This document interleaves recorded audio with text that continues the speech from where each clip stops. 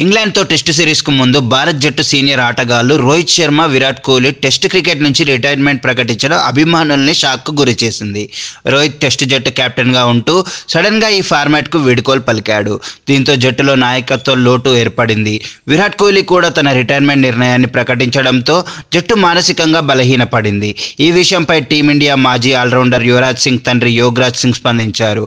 Inside స్పోర్ట్స్తో మాట్లాడుతూ రోహిత్ కోహ్లీలో ఇంకో 5 ఏళ్ళు టెస్ట్ క్రికెట్ ఆడాల్సిందని అన్నారు. వీరిద్దరూ మరో 5 ఏళ్ళు ఆడతారని అనుకున్నా. ముఖ్యంగా రోహిత్ రిటైర్ అవ్వాల్సిన అవసరం లేదు. అతనికి ఫిట్నెస్ కోసం ఉదయం 5 గంటలకు లేచి 20 కిలోమీటర్లు రన్నింగ్ చేయమని సలహా ఇచ్చాను. అలా చేస్తే లాంగ్ టర్మ్ ఫిట్నెస్ ఉంటుంది. వీరిద్దరూ తమ వారసత్వాన్ని యువ ఆటగాళ్లకు జాగ్రత్తగా అప్పజెప్పాలి. నాయకత్వ బాటన్ శుభ్మన్ గిల్కు సరిగ్గా పాస్ చేయకుండా అతనిపై విసిరేశారు అంటూ యోగరాజ్ విమర్శించారు. ఈ రిటైర్మెంట్ల వల్ల జట్టు సవాళ్లను ఎదుర్కొంటుందని, యువ ఆటగాళ్లకు మార్గదర్శకత్వం అవసరమని ఆయన అభిప్రాయపడ్డారు.